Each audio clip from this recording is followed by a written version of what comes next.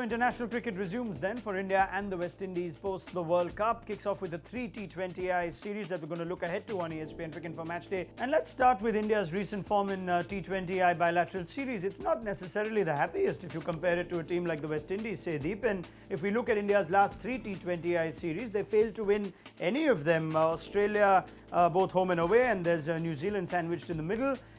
I don't know how much you read into bilateral series results, but it does seem to suggest that India don't quite do as well in these formats as, let's say, the West Indies do.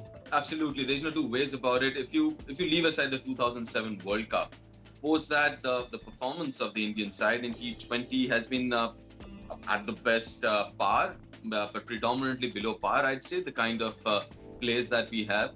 From that perspective, yes, and now that the World Cup's around the corner with just over a year to go for the World Cup, I think it's important to start focusing on this format because we do have the players. It's just that, the focus wasn't there. So as of now, till date, I think the focus was predominantly on 50 overs cricket or test cricket or something. But I think it's about time that the team starts focusing on the World Cup.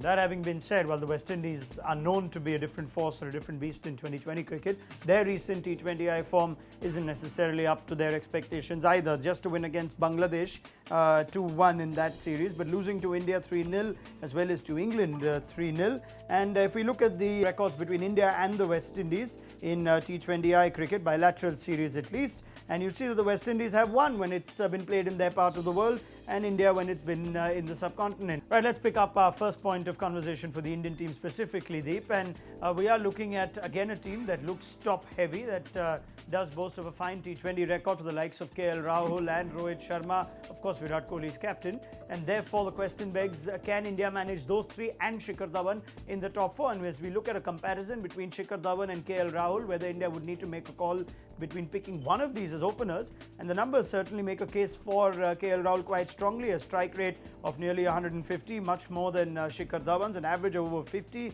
fond memories of Lauderhill as well.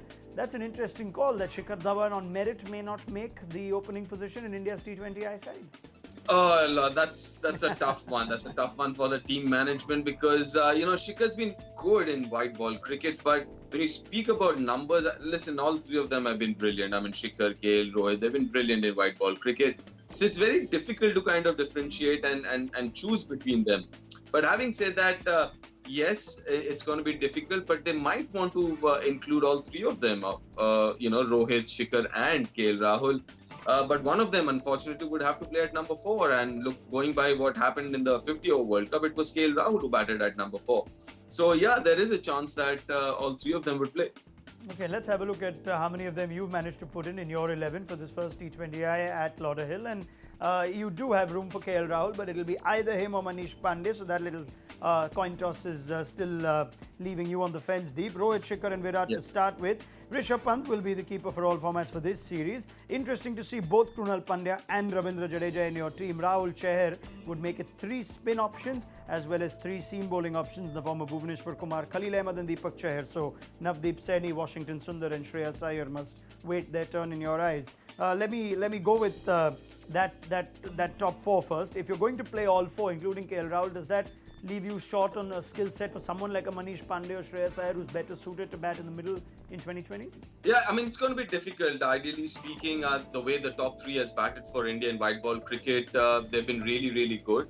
So chances are that number 4 batsman might end up playing, 6, 7, at the most 8, 9 overs. So I think the skill set required would suit more someone like Manish Pandey as a batsman, or for that matter, someone like a Shreyas Iyer. Rather than KL Rahul. So that's the reason I've still got that option open. Deep, give me your players to watch out for India from this T20I series. I'm going to be looking out for the younger guys, the newish lot that has come in, because that's what is required, because the others are pretty well settled. So from that perspective, I'm looking at someone like Rishabh. I think it's predominantly the first series that he doesn't have that shadow, the looming shadow of MS Dhoni. It's predominantly settled now that he's going to be a first choice keeper across all formats. So this is his first series, so it'll be a different mindset for him and a different role. So it'll be interesting how he copes up with that. So yes, I think it's going to be a breakthrough series for someone like Rishabh Pant. The other important player, I think, again looking at the newer lot, would be someone like Rahul Chahar, because I've seen him bowl across three formats, and I think he's someone who can play all three formats. So we've seen him do it in domestic cricket and even IPL. But at international level, I think it's a big break for him and an opportunity for him. Don't forget to like, share, subscribe, and leave your comments in the comment section below. Click on the bell icon for notifications.